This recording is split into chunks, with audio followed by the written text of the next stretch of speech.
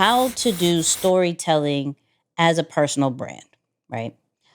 When we're talking about not only our own brand story, but as well as storytelling in our content, this is going to create connection with our audience and more understanding of what we're trying to do.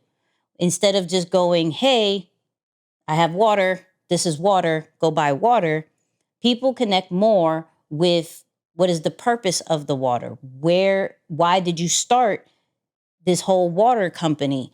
What is the transformation that it's going to give, right? So we have different lessons from top entrepreneurs about how to do storytelling in your brand. So the first one comes from, what's her name?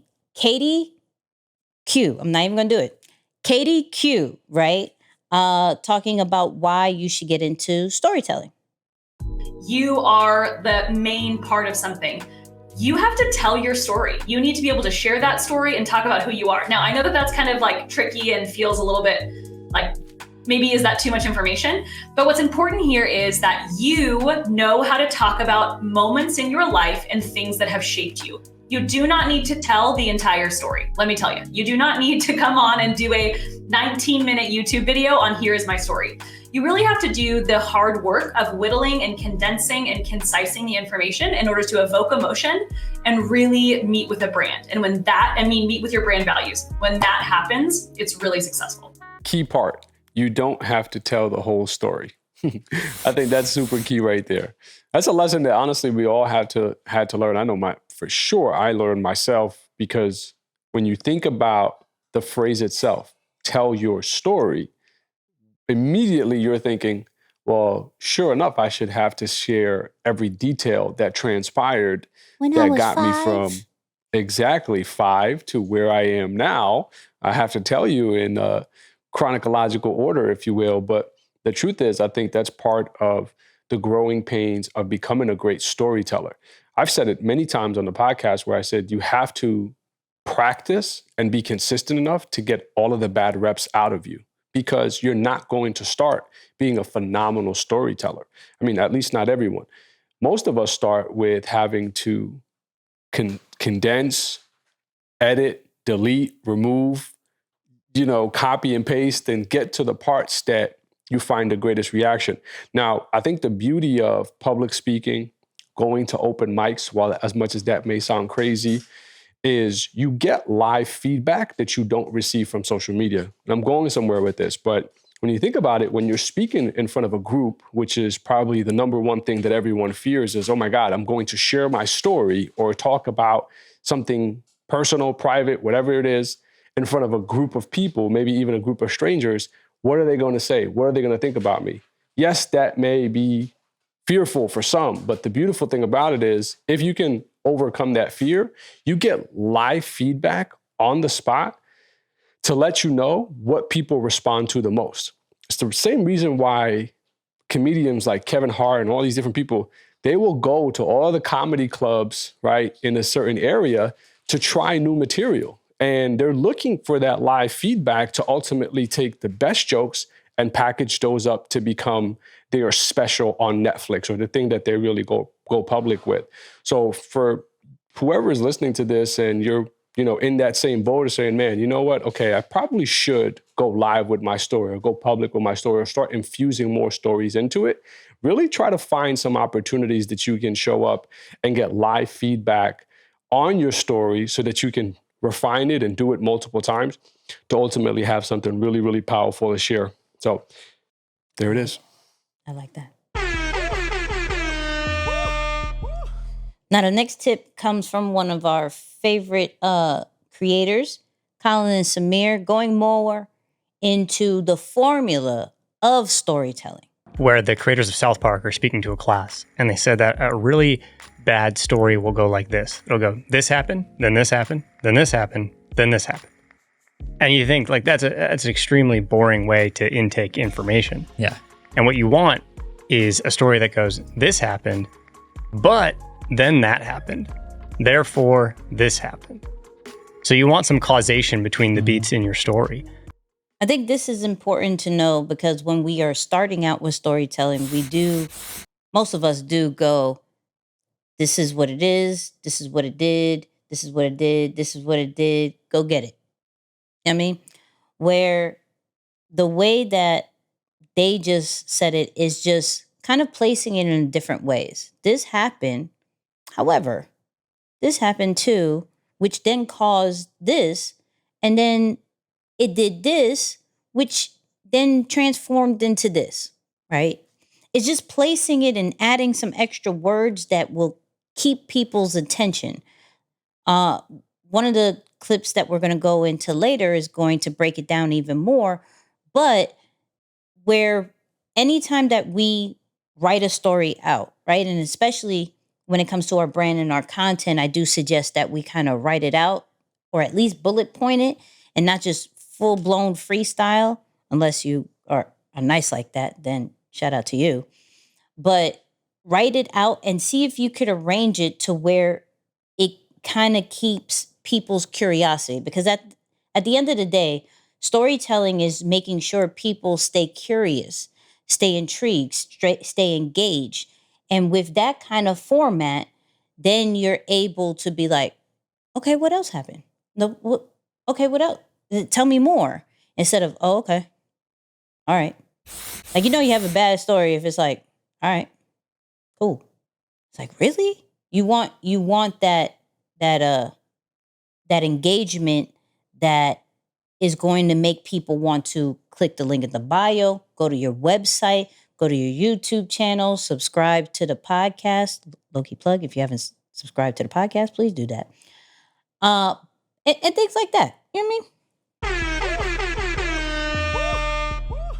So the next one comes from a creator, Vin G. Not even going to mess with his last name either. Vin G, about documenting. If I asked all of you right now, tell me a story, you all panic. You think I don't have any. But the true answer is that not that you don't have any or that you don't have them, you have so many in your life.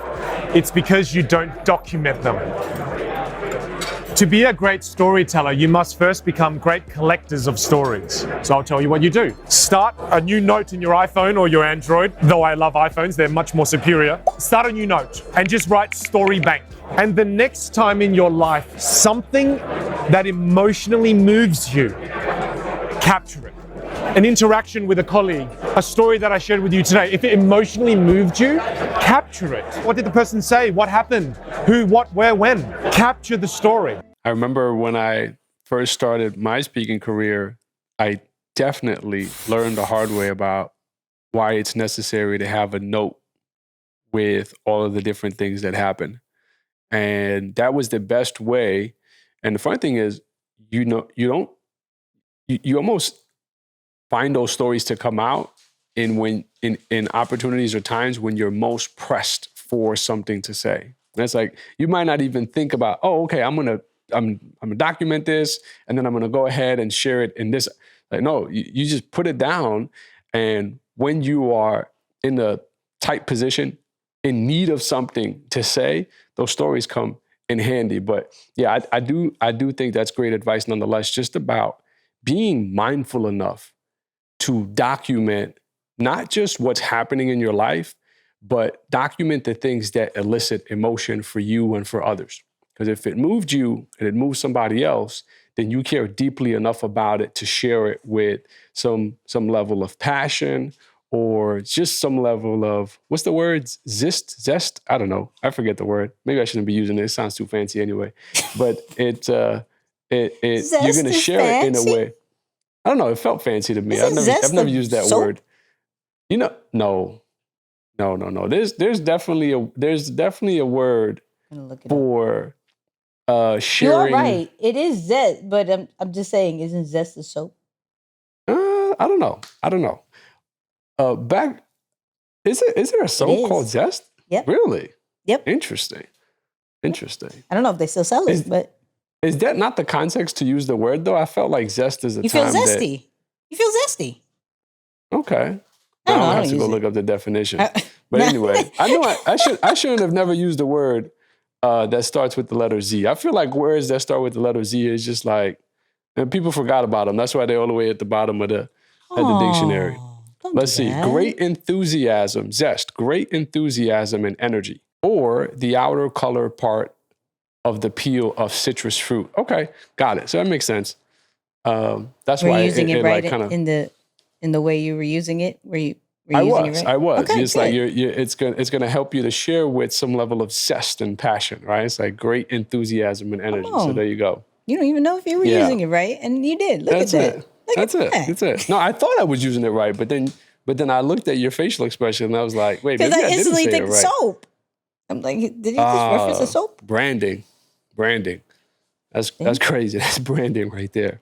Dang. But no, for real, man. I think just pay attention to those. It's like be mindful enough to take inventory of the things that are happening in your life, first and foremost. And then secondly, also be intentional about documenting the things that elicit emotion in you and the person in front of you.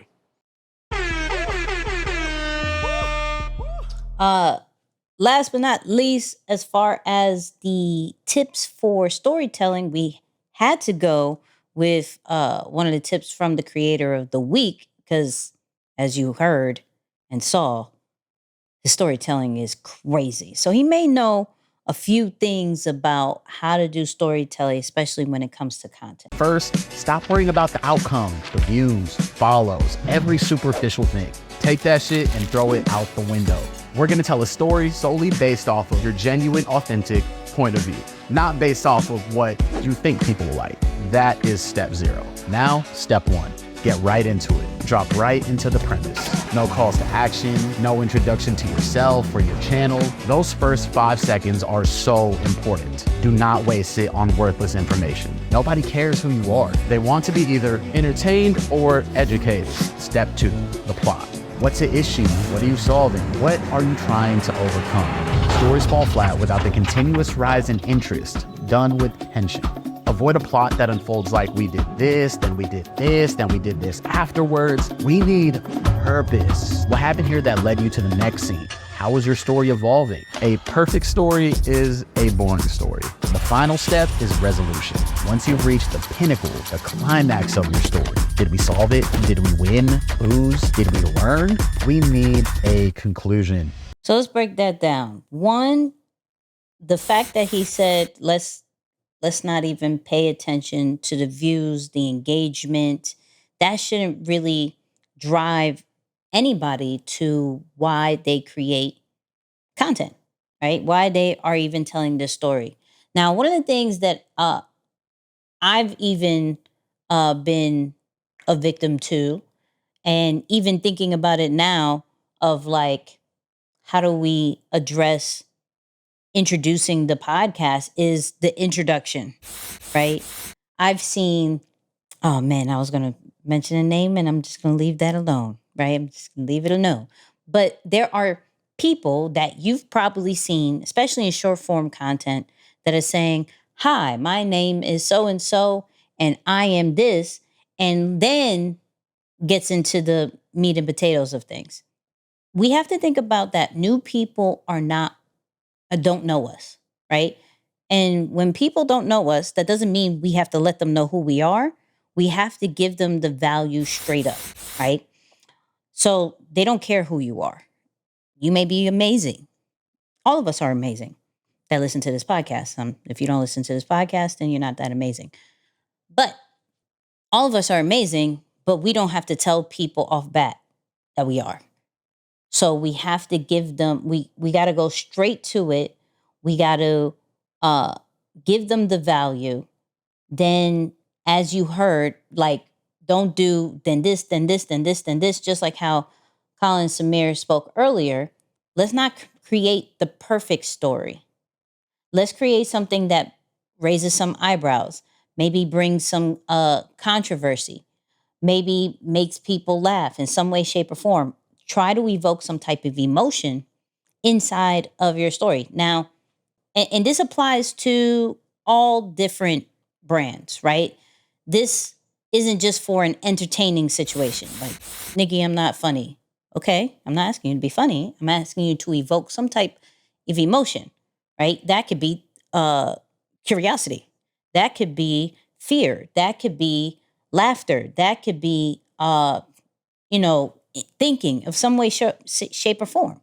So, but it always has to end at, what do they get out of this? What is the purpose? And then how do they get to that purpose, right? So between Colin, Samir, and Adrian, that's going to give you the formula.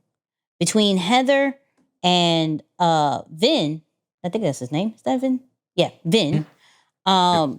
They're pretty much telling you the why to do it, as well as how easily you can do it with documenting, right? And one thing I didn't say in the documenting part is get out of your own head as well, because some things we don't think is like dope. So why would I document? This is not interesting, right? This is not, oh, this happened. I don't got to write that down. I think as creatives, having some type of journal of some way, shape, or form is so useful, not only for self, but for creating content as well, because you may get inspired based off something that has happened to you, and you can turn it into some type of content, right? I try to create content based off things that make me laugh now. If you go on my page, I go give value all day. And then I was like, you know what? Let's do stuff that make me laugh. I did that. It went crazy. So sometimes things that make you laugh, make you think, write that down, showcase that, and it'll be really dope piece of content or part of your brand that people may really appreciate.